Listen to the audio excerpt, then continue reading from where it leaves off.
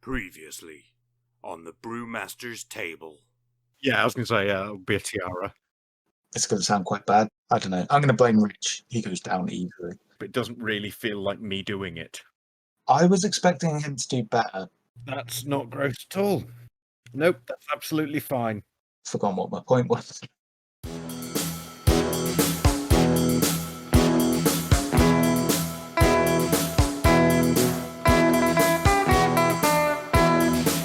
Come in. Take a seat at my table. Don't mind the regulars. Their language may be coarse at times, and their opinions, which are entirely their own, may often be misguided or downright idiotic, but they mean well.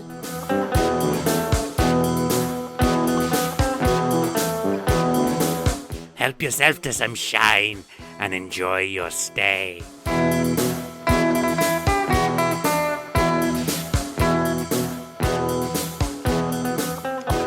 Feeling quite drunk. These Elvis juice IPAs are actually really strong. I can see now why Rich hugged that chef. Yeah, Jedza. I was all like, the playstyle appealed to me before I saw the artwork, and when I saw the artwork, that just doubled down. I was like, that's incredible. That's an incredible looking crew. If you were to classify gamers, I would classify you as a painter before anything else. Yeah. And yeah, I knew you were interested in Seeker already because I think we'd spoken about it. And then once we saw the artwork, I was like, yeah, Luke's gone. Yeah, I think I messaged the group just like a couple of days before the Explorer book was out, and I was like, I really hope Seeker is as like looks good, because that's the ones I really want to play. And then when I saw the artwork, I was just like, yeah, ecstatic, because it's incredible artwork. I'm hoping, like, we haven't seen the 3D sculpts yet, so I'm hoping it does the artwork justice. It will. They look like sculpts or they look like artwork that will transfer well to sculpts. Yeah, definitely. You know, sometimes you look at something and go, I can't imagine how that'll be as a model. And sometimes you go, I can exactly imagine how that'll be as a model. Yeah, I've got to say.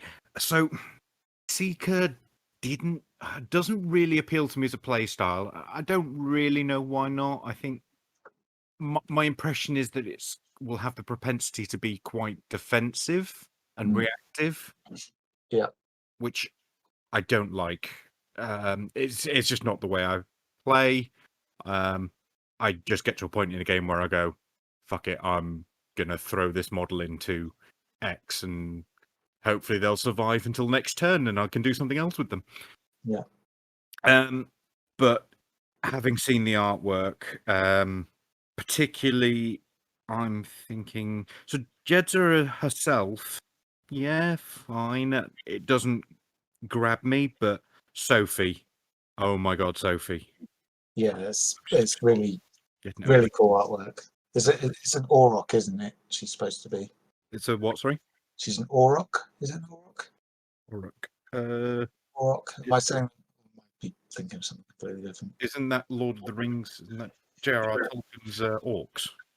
Possibly. I keep forgetting. I don't think that's what she's based on. Oh, what's the name? Oh, I can't remember off the top of my head. It's basically an extinct cow, though. It's like the ancestor of cows. Okay. I haven't read the fluff for this yet. I've read bits of the fluff so far. Do you know what? Let's see. Let's find out. Yeah. Google. I don't know. I've got the book. Sophie is extinct cow. Auroch. Yeah, I can see that. Auroch spelt Auroch. Yeah. Aurochses. Urus or is an extinct species of large wild cattle. Yeah. Extinct cow is basically what she is. Yeah. That's what I googled to get. Yeah. Auroch. Yeah, she's the artwork's beautiful on that.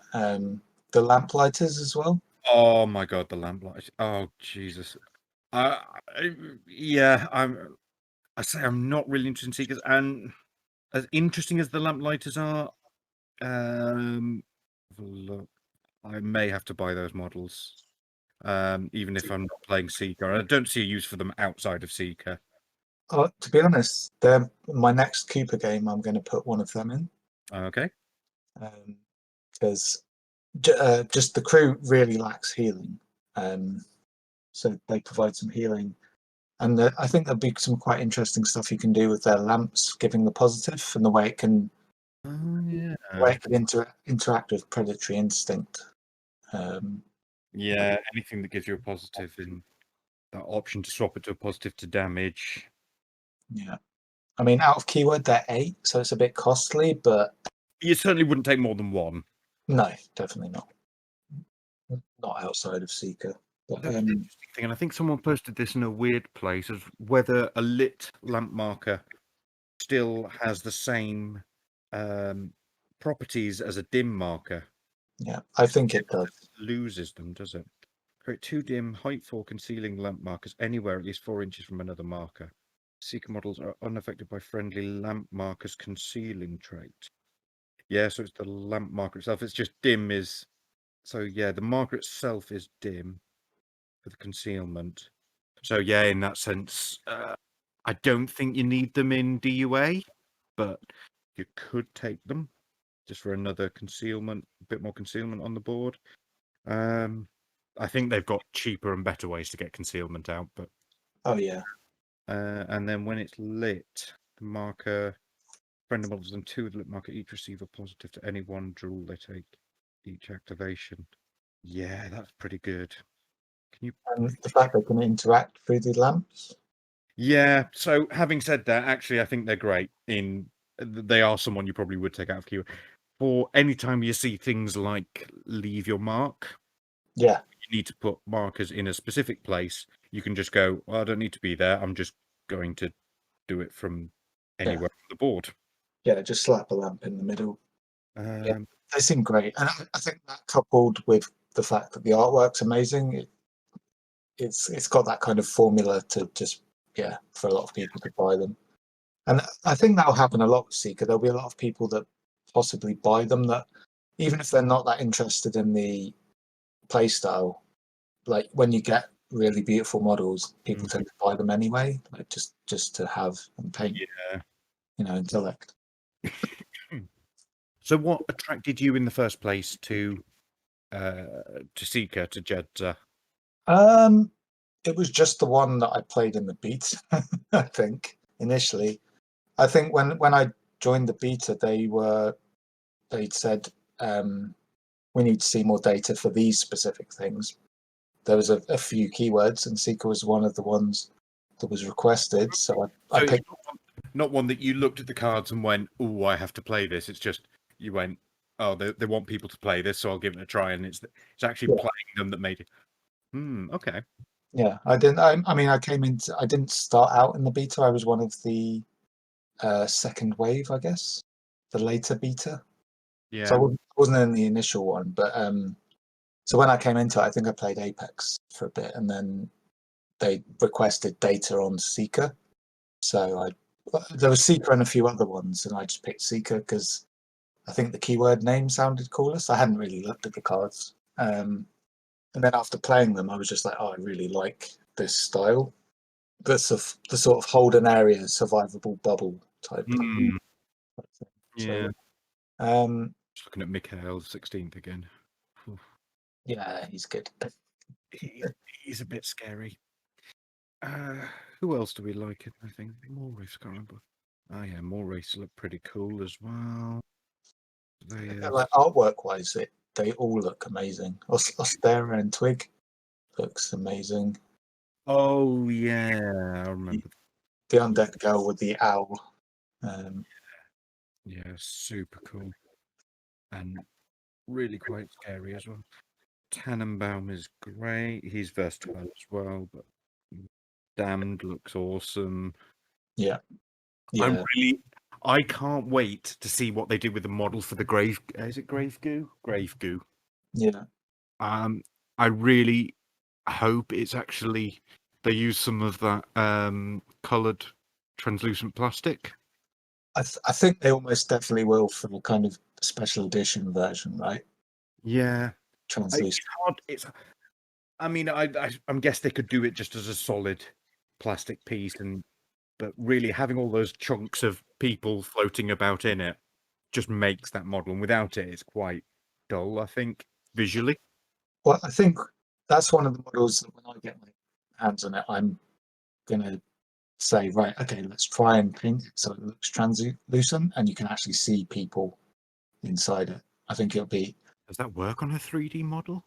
I mean, you're obviously the art student and um, the uh, the certainly the visual artist of us, but could you do that? probably anything's possible, Tom. You do make me a little bit sick sometimes, Luke. I don't know. Like, but it would be something to attempt. I think it would be a challenge. Yeah, yeah. If they don't do it for the main one, I'm sure we'll see a special edition where it will be purple translucent plastic, and there'll be bits of actual plastic inside.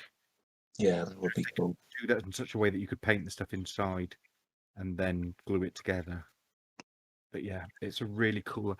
I think Seeker for me is interesting. When I was reading the names, things like the Lamplighters and the Tannenbaum, and Tannenbaum, the immediate thing before we saw any of the art that popped into head for me was this very Dickensian kind of Yeah, dynamic.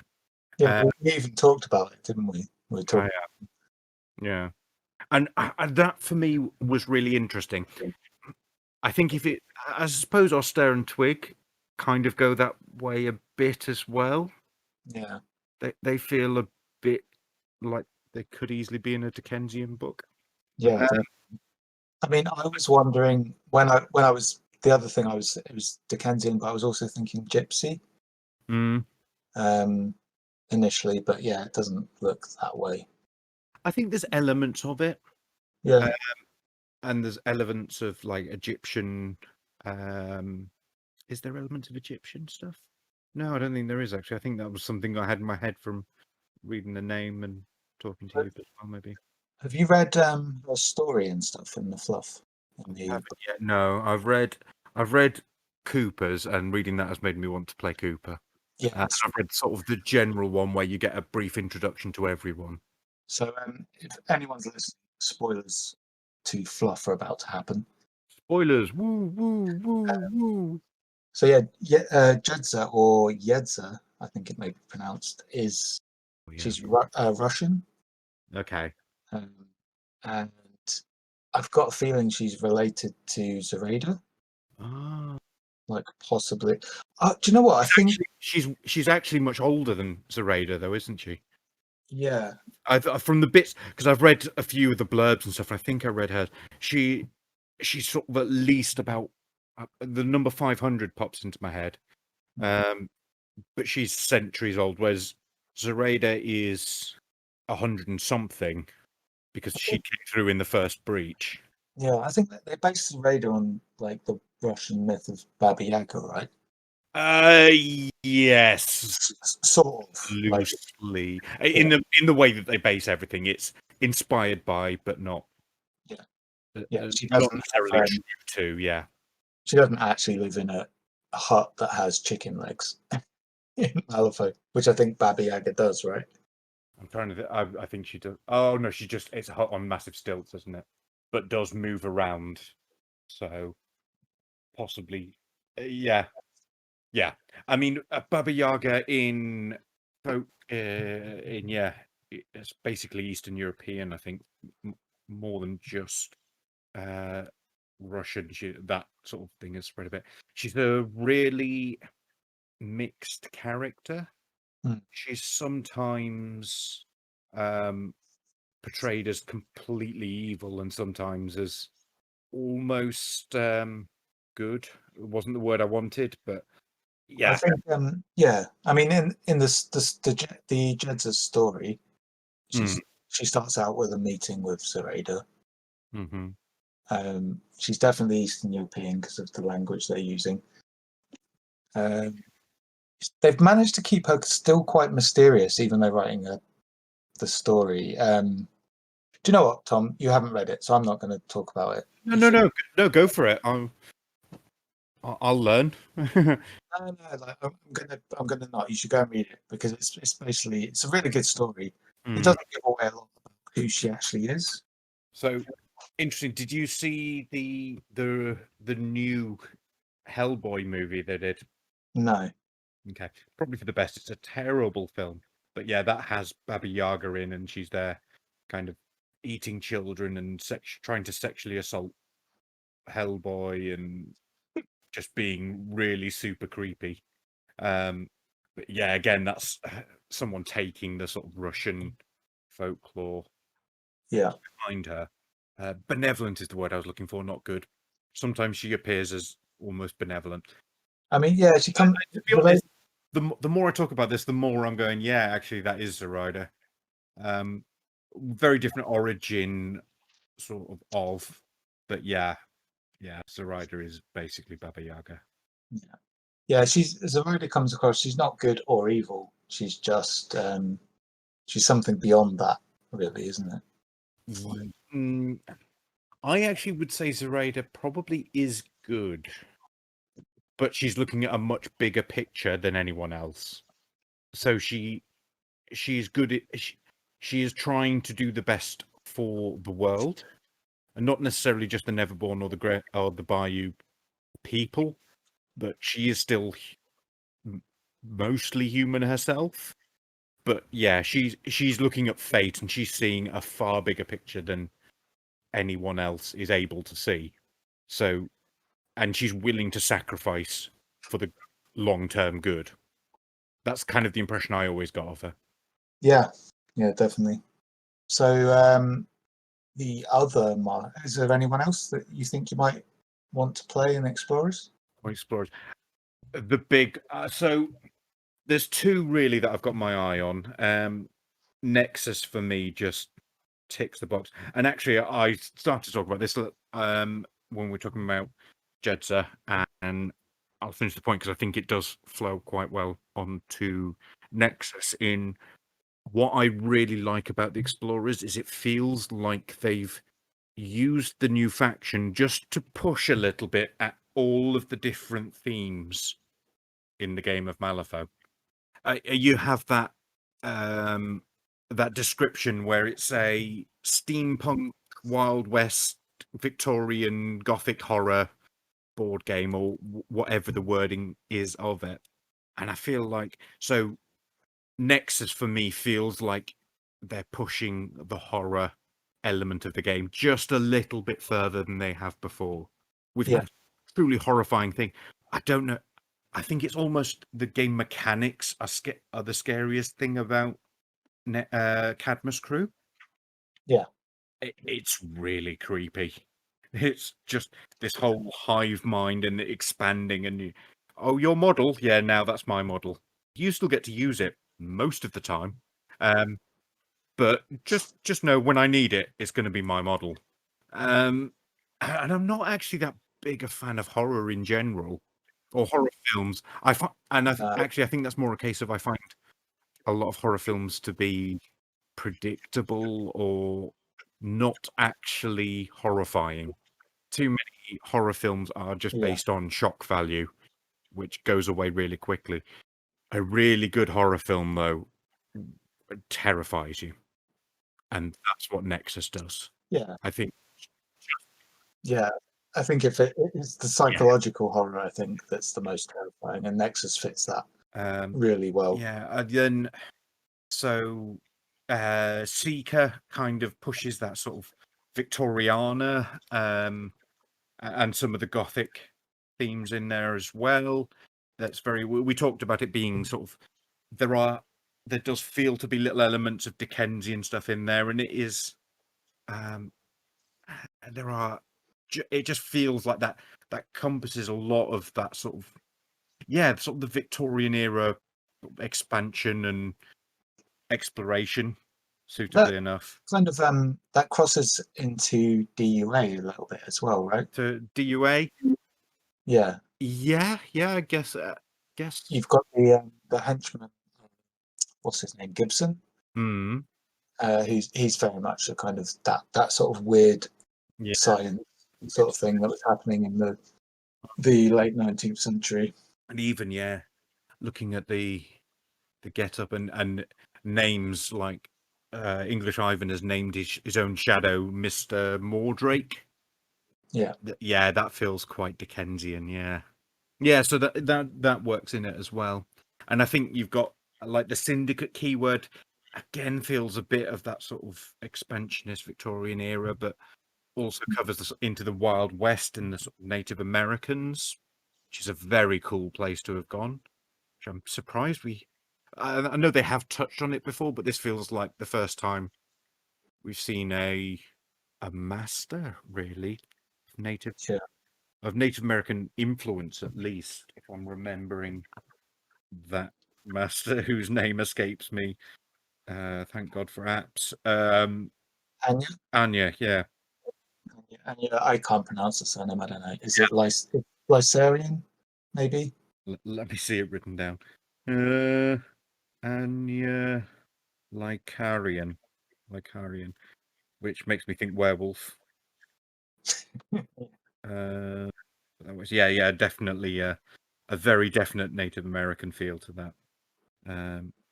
And then there's kind of big steampunk again with Sovereign, not Sovereign, that's the totem, Syndicate, but going into EVS, which is another one I'm super excited by. Oh yeah, but I feel that one feels like the same. That feels like it's Jules Verne, 20,000 Leagues Under the Sea. yeah, Captain Nemo stuff. Yeah. And Calypso and all these things. It feels, and we've certainly had steampunk characters before. The game is based on that, really. You look at people like Ramos and stuff, but they're just kind of pushing on those boundaries a little, which I think is what they needed to do with the new. If they're going to release a new faction, it has to either go one way and go so strong that you go, oh wow, I want to play those. Because I like this theme. I feel like Explorers, everyone's going to have at least one or two characters in there. Yeah, Jules Verne. That they go, well, that's the one for me because that theme suits me.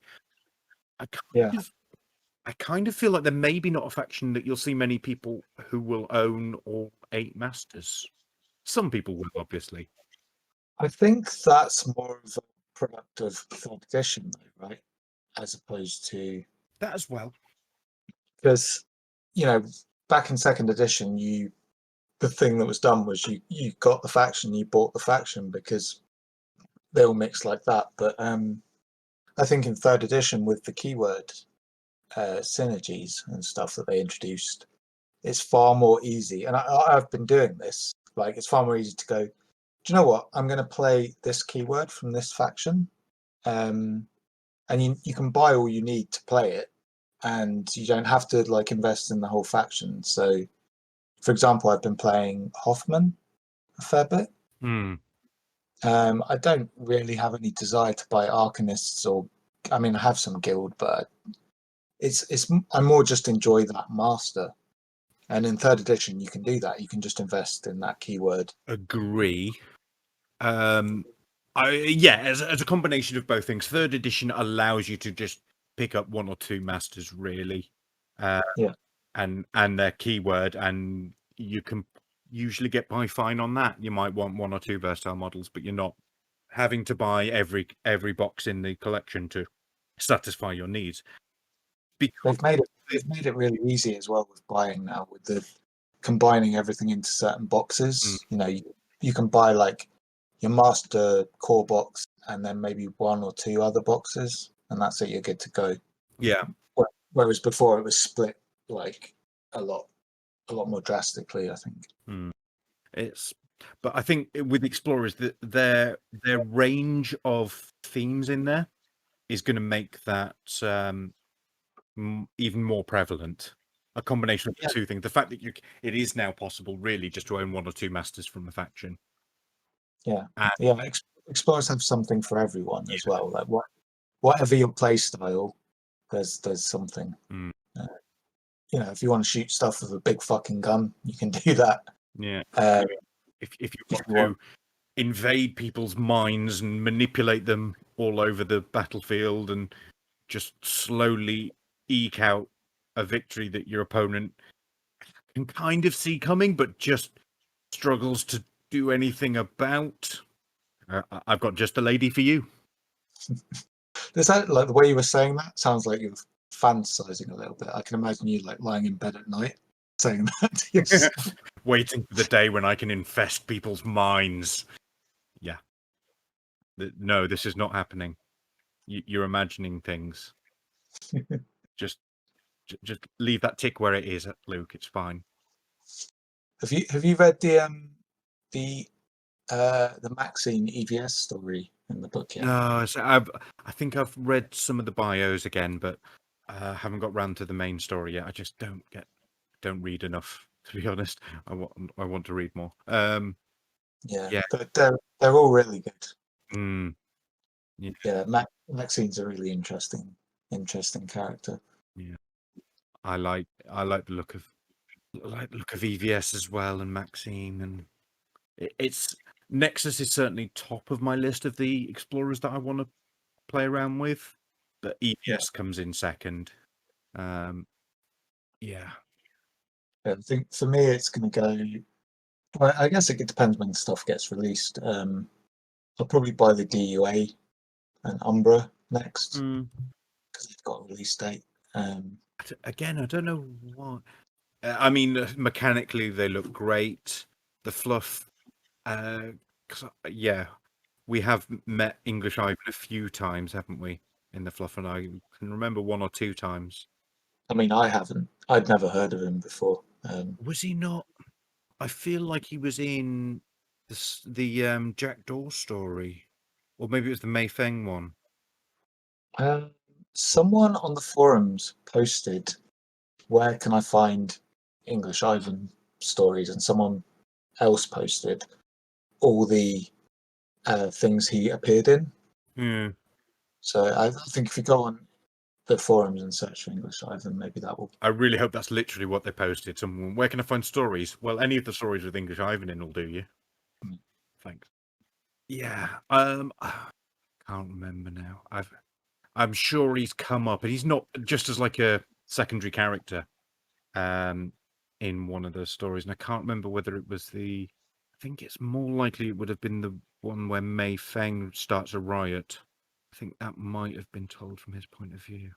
I might be making this up completely. I mean, I remember that story, but I don't remember. Mm. I don't remember him, but it was quite a while ago that I. Yeah, and it's that sort of thing where they just sort of mention his name, and I don't know why I went, "Oh, English Ivan." Probably because I went, "Oh, he must be English."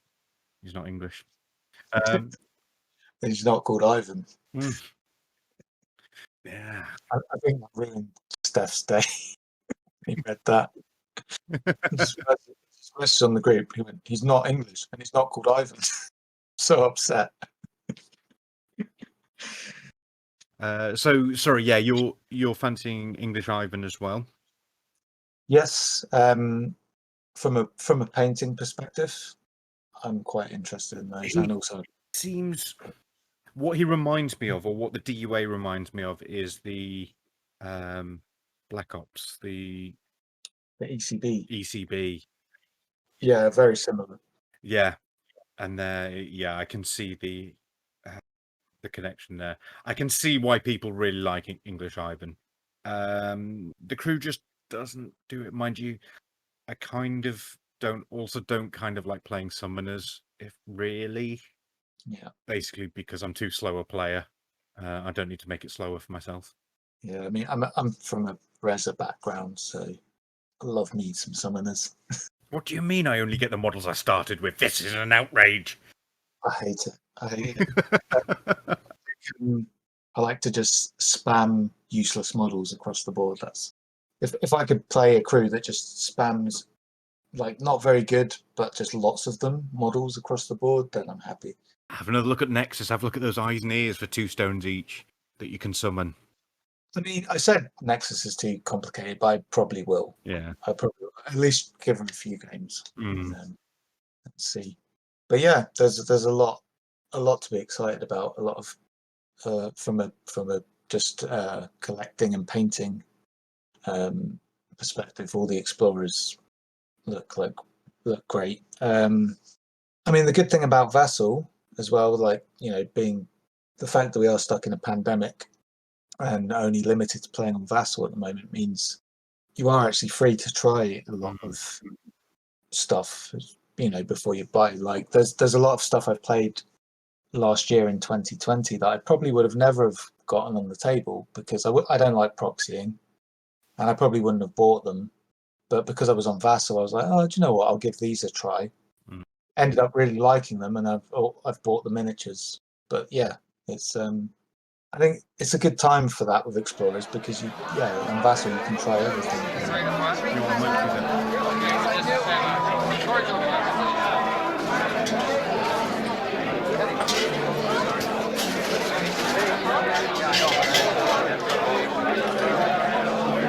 Cooper kind of does one thing, but the rest of the crew does a lot of other things, and that's where it becomes sort of more interesting. Yeah. And they sort of facilitate him shooting his big gun. But yeah, it's an interesting crew. But yeah, I'm going to keep on until I've had at least 10 games. He seems like the sort of master I would give to a new player, because it's not necessarily that they're simple in the sense of this is what they do and this is all they do. It's that I think you said it earlier. You take one look at Cooper and you know exactly what that character is about. Yeah. But I think he's perfect for a new player in that sense because you know exactly what he's about. He does what most wargamers will be used to coming into Malifaux, which is killing stuff.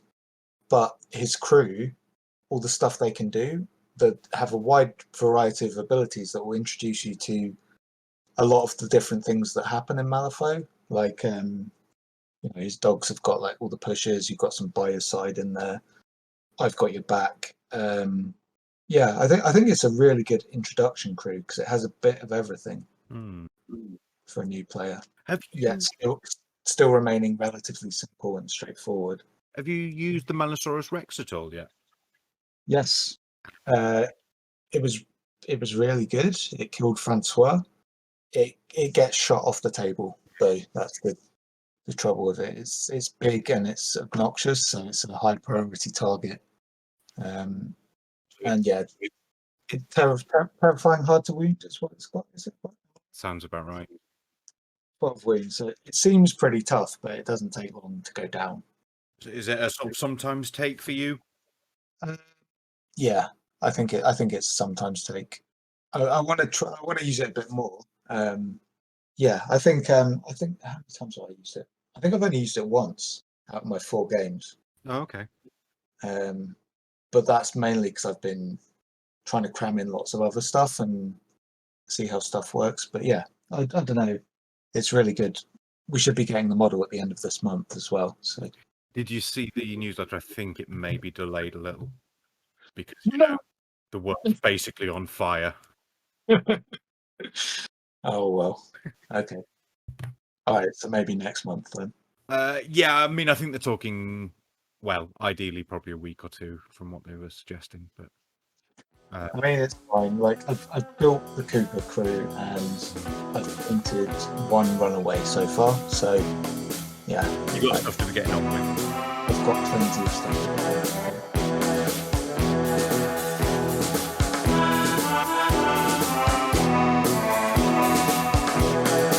Closing time. You don't have to go home, but the regulars should probably go and sleep it off. We'll be back soon, and I hope you can join us again. In the meantime, you can contact us on Twitter at Brewy's Table or email on thebrewmasterstable@gmail.com.